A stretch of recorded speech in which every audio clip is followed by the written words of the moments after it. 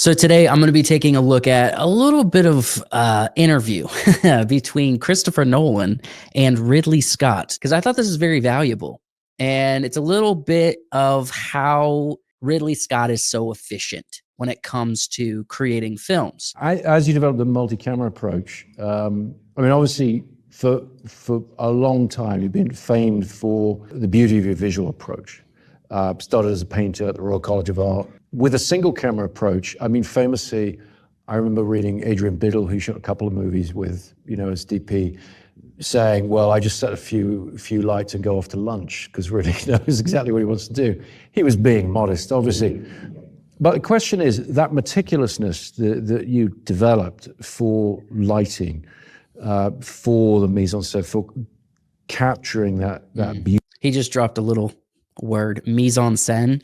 That's basically the scene. That's a fancy word for the scene. It was originally a phrase or word used for stage plays, and it transitioned into filmmaking. So it's basically the scene that it's being taken place in, the mise-en-scène. How do you evolve that to, I saw in the credits that it goes down to H camera, A through H. How are you making these beautiful images from so many angles at the same time? What's your approach to lighting? And he's just coming off of a question where Ridley Scott was talking a little bit about his time before he was a filmmaker. So he didn't actually he didn't make his first movie until he was around 40 years old. When he first started, he was shooting Ridley Scott being there behind a single camera. So it was a single camera shoot.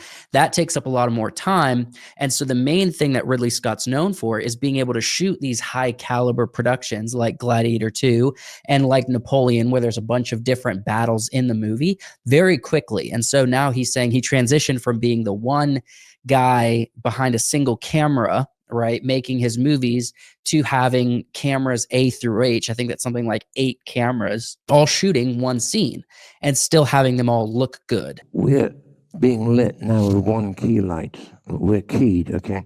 And so if I want, I can go behind you and have you backlit, or come around here and have you frontlit. I'm thinking through that geometry as to how I'll cut it together. Right. And so when it becomes a movement in the room, I'm always thinking of the key position. I think it comes from you as a designer and a painter. But when you apply, my gift is my eye. So when I apply my eye to a camera and see what is happening, I'm now seeing through monitors. There's no compromises. You simply use the front light, or you use it, and you keep moving it around.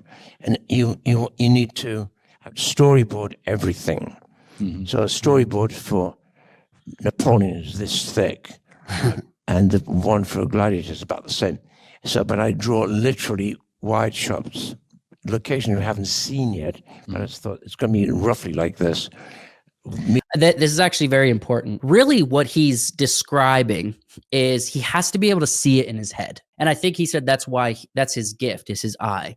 But it's not just his eye. It's also, when he's talking about storyboarding, it's his eye and his mind, right? I think it's very valuable for filmmakers, for artists, designers, to be able to see it in their head, to see the composition, to see how the lighting looks, to see how your image is going to be framed before you actually get there. Not to say that it doesn't ever change or evolve, or you find something you like better than what you saw in your head, but you have to have a starting place.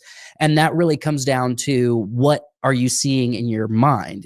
People that think in pictures rather than think in words. And if you're a filmmaker, you're uniquely positioned to be able to do this well. That's really, I think, what he's getting at, is he's able to shoot with so many cameras in the same environment because he keeps it simple, and because his grounding point is where the key light is.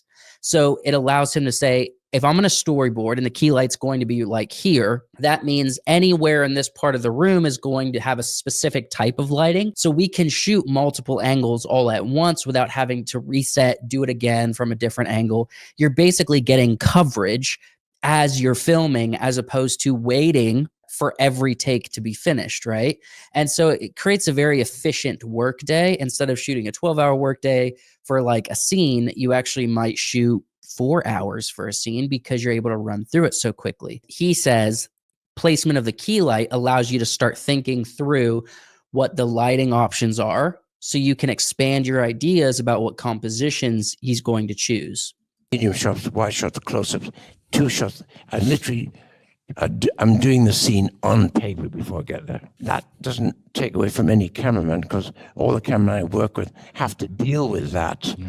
And it's not as difficult as you think. But if you work with just a beautiful key light, then if it's a front lights can be useful. And you just, I don't know how to do it actually, but I do. That's probably the more honest There's answer.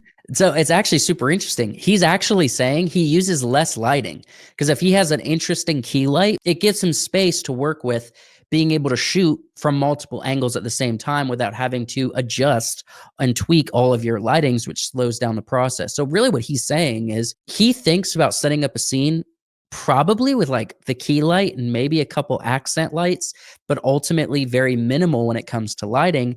And it seems like he's getting way more efficient with that. And this comes down to not only the large scale scenes, but even a simple dialogue scene between characters. But when it comes down to it, it's like the average audience doesn't really notice that.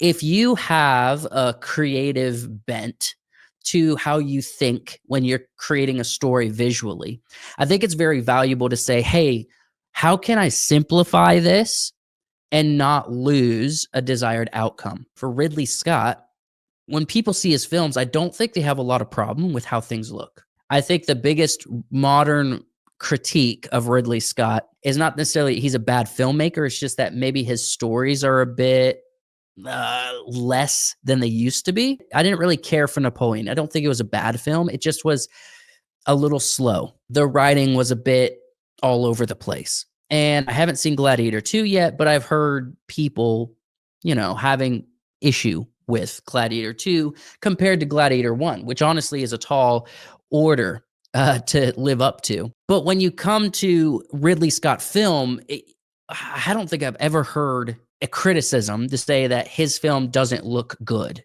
So when you're a filmmaker and you're trying to get every shot looking really amazing, especially if you're an indie filmmaker, I'm kind of thinking like, well, maybe there's a way to simplify and use like what's the grounding that Ridley Scott says is like the key light. The key light and the placement of that can be very beautiful. And then you go around the scene and you see how that key light is creating the rest of the scene. And maybe there's a few accent lights, but maybe you kind of just keep it there and roll through it, because it's a lot more time saving and a lot more less expensive to be doing your lighting in your head before you get on set, even if that means like, hey, I'm not going to critique down to the slightest shadow good lighting for every shot.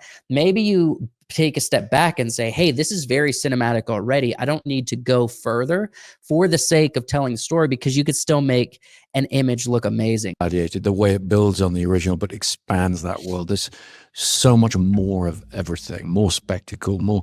I mean, the costumes, the detail, all of these things that Janet Yates doing, that Arthur Mack's doing. How do you begin with that? What's pre-production like? What are you sitting here in the room talking about? What are you challenging them? It's a corporation.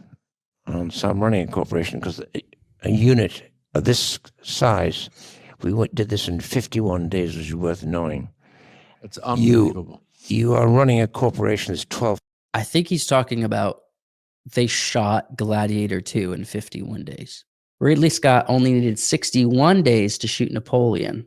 Okay, so that means he's probably that's probably what he's referring to, I'm pretty sure, is that he shot Gladiator 2 in less than 60 days. And he's saying it's a corporation, so it's a matter of efficiency. 100 personnel.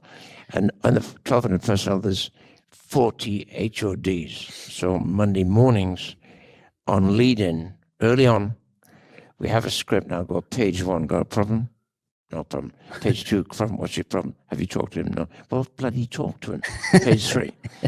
So I try to make it fun and competitive. But the key is people must talk to each other.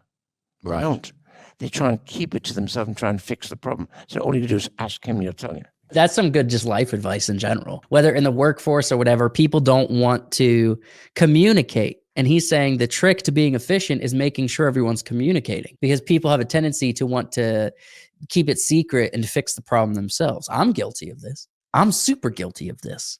I think almost everyone is. If there's a problem, keep it secret and try to solve it yourself. But sometimes the most efficient way to solve it is to communicate the problem. So he's saying running a corporation is about communicating and everybody communicating with each other. And then as you get into production, closer to production, you're prepping this. I mean, how many countries you shoot in? You shot 3 different countries. You're all over the place. How are you coping with being spread that thin? Thousands of extras with all of the costumes have to be shipped everywhere. I mean, all of those things going on. Where are you when that's happening? Where do you prep from? You're all over the world. Yeah, well, what I find today is great. Technology, and editors will love to hear this, and so will mixers will love to hear this. I will not sit in an editor's room behind him saying, make the bloody cut. I leave them to it. So once I start, Heck yeah. they shipped 11 cameras worth of material every day. And she has, and Claire Simpson I work with right now, which is fantastic. And Sam Restival, who's is an editor really, but kind of you might call him assistant, but barely. And they just simply loop all this together and say, I'll come in Saturday morning if we're not shooting, or Sunday, I'll go and see where they are. So what I'm doing is already distancing myself from what I've done deliberately, but I want to connect with what we did and how was a certain performance going. And so I'll do that once a week. So by the time we get to the end of principal photography, I'm frequently looking at the director's cut within a month. I'm looking at director's cut. So then you can get really detailed in your construction. But I know I've got it all by then. Same with the mix. You sit in a mixing theater, unless it's something really special like Blade Runner, I sat in the mixing theater forever. It was designing sounds. But on, say, something like Gladiator, you don't want to be sitting in that room while they mix. All it does is get louder. And your ear turns inward. You're saying, is that loud enough? And it's so I separate, and they say, we've got to come and have a look. I'll go and I'll go that, and that, and they go, okay, and they go and then they fix it. So that becomes very efficient, which enables me to move on to the next one. Like the biggest thing is trust here. So he's like, hey, I have a editor / assistant, whatever you want to call him, but it really means it's someone that he trusts. This also comes down to planning. Like he said earlier, it's like he storyboarded everything, which means everybody has a good intuitive sense about how things are going to cut together. Take it all the way back to the beginning. It's the picture in your mind. People who think in pictures, who can think compositionally, and who can communicate that, write it down. So writing it down, communicating it, seeing it, it all affects the whole process. So if he has someone he trusts, someone who's been working with him for a long time, they could just take over editing. Now he's saying, like, especially with Gladiator or Napoleon, because everything's like, oh, it's a battle scene, cannon fire. You know what I mean? Like, you don't have to create new sounds. With Alien, you're creating like new sounds that's never been heard before because we're dealing in a world that's never been seen before. But he also said, like, with mixing, with editing, all he has to do is check it and say, change these things, and then keep moving on during production. So basically, like, by time production ends, he's got a rough cut within a few weeks because they're editing as they go, right? A lot of filmmakers who are very meticulous, and I don't want to say micromanaging, because it's not a bad thing to be really close to every process of the film that you're creating. If it's your vision, if you're the director, it's not a bad thing to be really close to it. But if you have the opportunity and the amount of personnel to exchange your time with trusting others, then that builds efficiency in a major way. And so if we were to conclude, what are some points to pull away from this video, right? Seeing it in your eye, that's a very valuable thing. When you think of lighting, how are you making it more simple than what you probably intuitively want it to be? Because you could sit down and spend all day lighting a scene, and it doesn't really matter how far you go.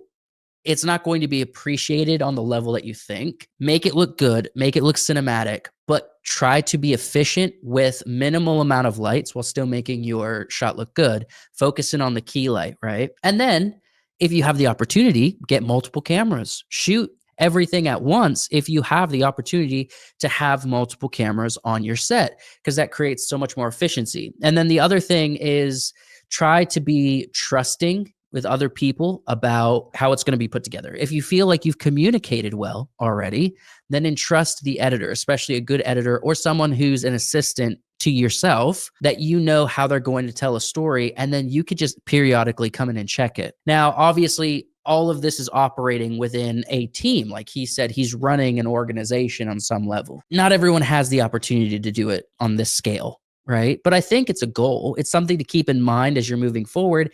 And it's also something to keep in mind as you're training yourself with your own indie films, if you're an indie filmmaker, is to keep things efficient and to think through how this can be more efficient, even if it's just me who has to edit this thing once we're done with production.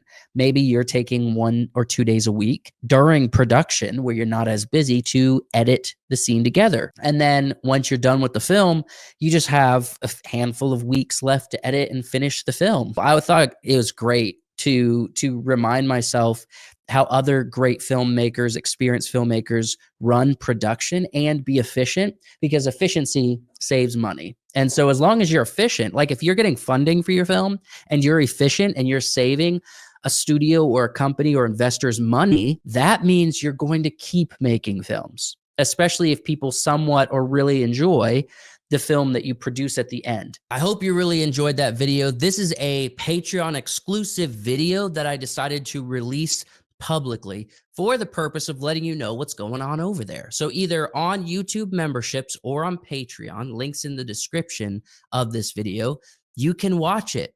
And you can watch a whole bunch of content that I'm crafting that's very similar to this video. So if you're an indie filmmaker, if you're a creative, especially around video production, and you want inspiration, you want hype, you want interest to be reborn inside of your belly, then you should go check out the Patreon or join YouTube memberships. It's only $3.99 a month, $4. We could start interacting over there with each other. See you next time.